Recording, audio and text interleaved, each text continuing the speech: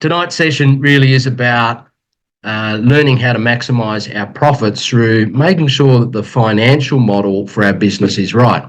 And so a lot of this is, one, being aware that there is a model, two, aware of the different products and services that each of you guys have, because certain things naturally make you more money than others. And this happens on two different fronts. One front is total profit from a job or from an invoice or whatever you want to call it.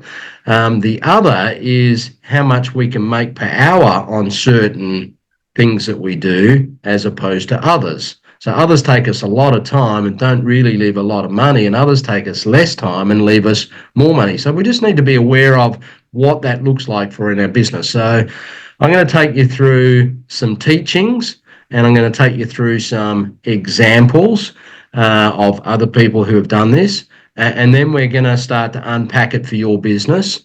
There is likely to be some homework out of this one, because this really is a knowledge building session, learning how to use the tool, but I imagine that you'll want to play around with that tool a fair bit outside of the session, because you'll want to explore this fairly deeply to make this work right for you. All right, does it make sense? Excellent. Good.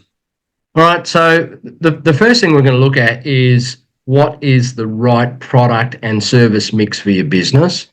Then we're going to have a look at the different restraints that businesses have, that happen in their business. So there's capacity restraint, and that happens from your time, from your equipment, from your assets, your resources and your materials, your staff. And then there's the capability restraint. So this is not just you, but also the people and the skills and the experience that sits within your business. There's a natural ceiling there. So it's learning how to work with that as opposed to working outside of that. And the reason I say that is quite often when people work outside of that, that's when they're in learning mode, and learning costs you profit. And we're here to make profit, right? So we're better off doubling down on what we do really, really well than trying to do more and more stuff, right? So the whole aim really out of tonight's session is for you to start identifying your best products and services that help you make money, right? Because business is a money game. That's what we're all here for. Now, typically what happens in business is people either don't know that they're supposed to have a financial model for their business, or they kind of do and they go down a path of trial and error, which is a slow process. Hence, I've used the snail there, because it really is slow, because you're doing a whole bunch of stuff by trial and error rather than using education on what this looks like, which is in this session, and a tool to help you break it down, which is also in this session. So we want to move away from slow and painful to, a little bit faster. Right. So on the screen here is a guy called Mick. So Mick and his wife, Beth, they don't anymore, but they ran back in the day an electrical contracting business. They're actually one of my first clients, and they were actually a client of mine when I was a bank manager. So I knew them before coaching, and then I helped them during coaching. Now, what was really interesting is that they had a similar sized business to a lot of you guys have, but they didn't understand how the mechanics worked, right? So like we've gone through the last 2 weeks, last two sessions, they learn about the margins and the markups, and they also learn how to read these reports. But what really changed for them was getting the mix of their jobs right. So for some of you guys, you have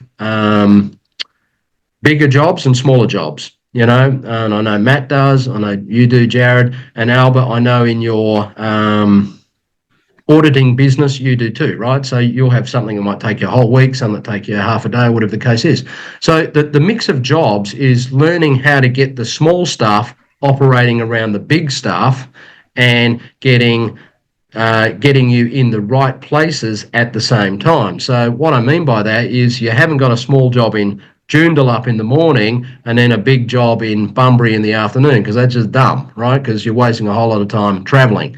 You want your big job and small job in the same suburb. But, let's just say a job takes you 2.5 days, but you can fit two small jobs after that. It's working out how do I make that work, but also how do I make sure the jobs that I'm putting into the mix are profitable jobs.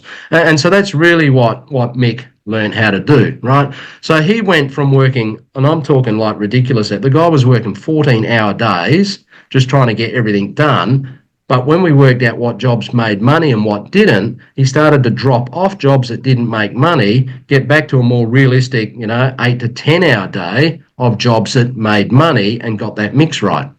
In 13 months, these guys went from, barely making a wage to making a 20% profit line on their business, right? And they were turning over about 1.4 million, right? So that's a good deal. From making barely a wage to now making good profit. And so really the stuff I'm going to show you tonight is really what Mick did. Now, Mick was not an educated guy, like he left school at 15, so it wasn't like he was all across this. But I think this stuff can be pretty simple, and this is something Mick has said to me: if I can do it, anyone can do it, right? So that's Mick's word. Now, what Mick is sitting on there is a boat. So he had a dream that he wouldn't have to work so hard, so he could buy a boat so he could go up and down the coast of WA, right? And so that's his boat, and the boat's called Site, so that when someone called him and he wasn't in the office, he would just go, I'm on site. He wasn't lying, he was on site. Anyway, they ended up selling their business a few years ago, and they now travel around the world on Site 2, which is twice as big as the one he's on there, right? So that's pretty cool. All right, so we've got three components of making sure that we've got our model right. So there's the capacity of our business and our resources and our time, and there's our capabilities, the things we're capable of as opposed to the things that we're not yet capable of. And then there's the mix of jobs or services or products of big, small, and in the same area at the same time, right? So they're the three components that we really want to deal with, if that makes sense. And then if we do that right, we make some profit, right? So we want to aim for making 20% profit. Now, is that a tall order? Yes.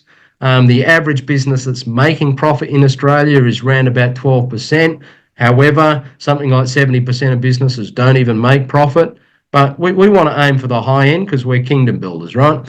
So how do we get all this stuff working so that we make sure that we're making profit? That's the real game, right? We don't want to be like the rest, stuck in the red. We want to be like the good guys going for the green because we've got a working model rather than a broken model. To maximise our profit, we've got to double down on these three elements. So I'm going to go through these one by one. So this is the education part, and then we're going to start to look at what that is for your business, right? So pay attention to the knowledge building so that we can then unpack it for where it's at for your business. First thing about capacity, right? So the problem is, particularly when we're starting out, and this may even be something you need to be mindful of as well, Jared, because even though you've run the business for quite a while, you've only just bought the business nearly 4 months ago, right?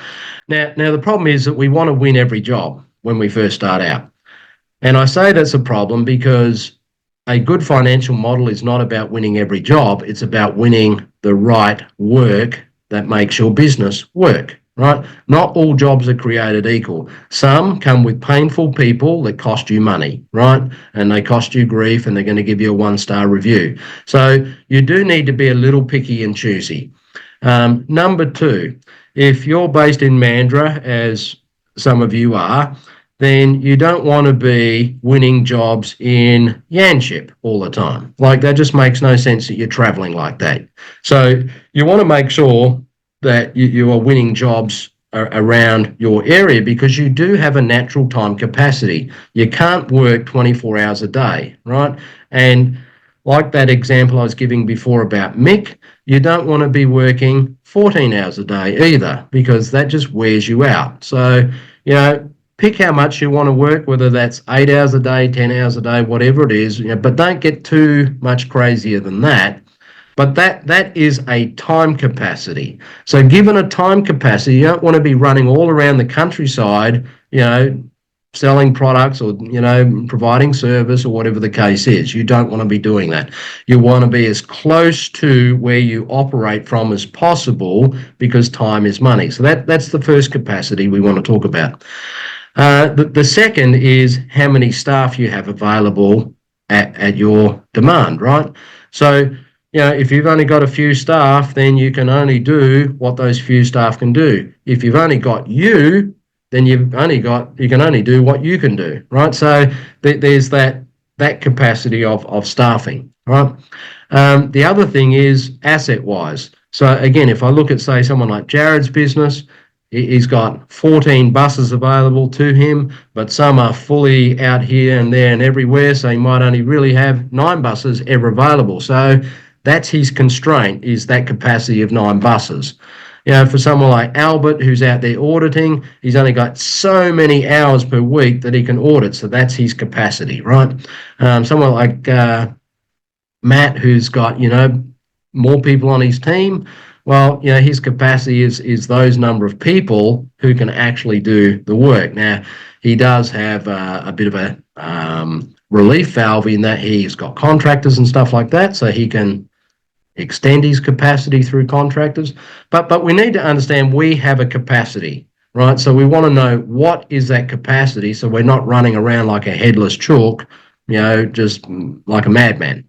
So that's the first thing that we want to understand, because when we understand our capacity, we can only commit to the maximum of that capacity of, fulfilling orders that customers give us, right? Whether it be to deliver on a job or to deliver a product or whatever it might be, right?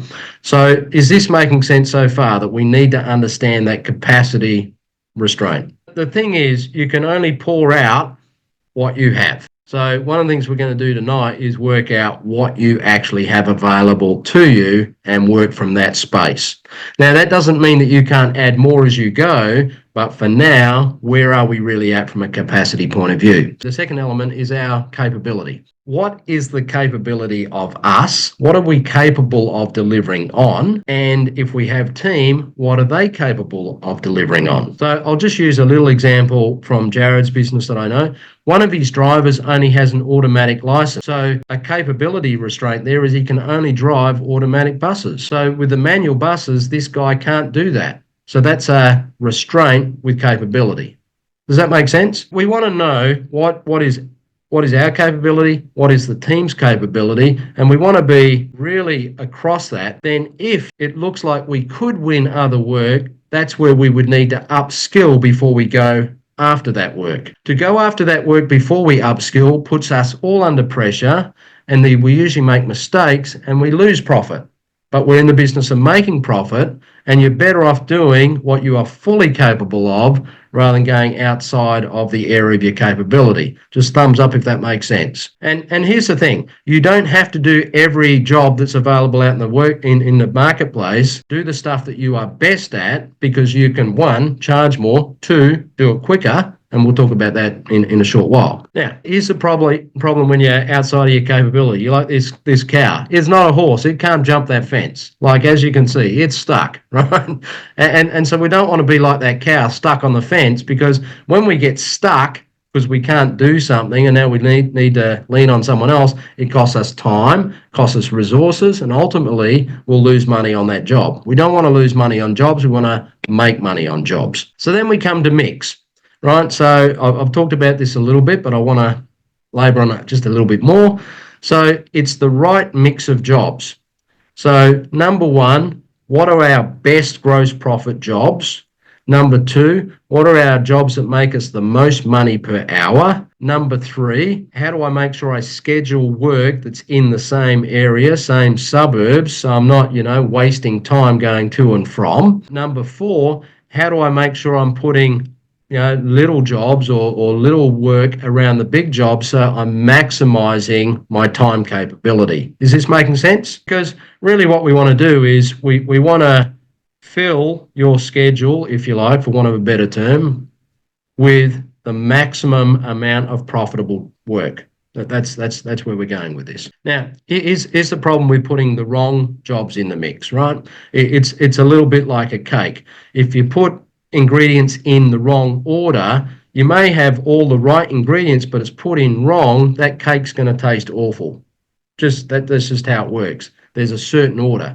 So for you, you need to work out the order for your business of how this really works.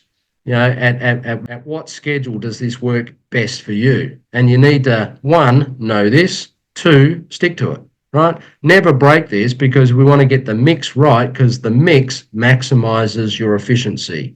And when you maximize your efficiency, you maximize your profits. So really what we want to do is by getting the mix right, we're now pouring, the right fertilizer on the business for it to accelerate the profit growth.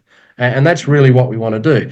Because without doing this, and I know some of you have experienced this, you end up just chasing your tail in business, working really, really hard, going round and round in circles and wondering why you're not getting anywhere. But this is the tonic right here, is getting that model right. Now, here's a side benefit of getting our model right.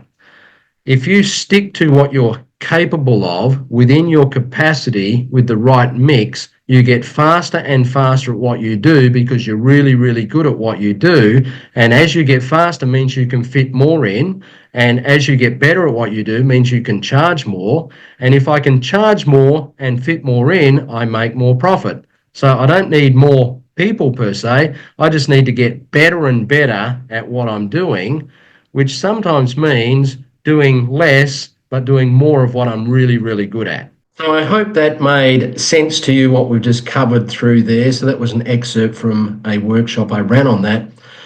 To make this work for your business, there's 7 things that you need to work through. So first, identify your top performers, then determine your capacity, then identify your capabilities, choose your mix, determine your speed, decide what you're going to promote. So that's the thing that's going to make you the most profit, that you can do the best.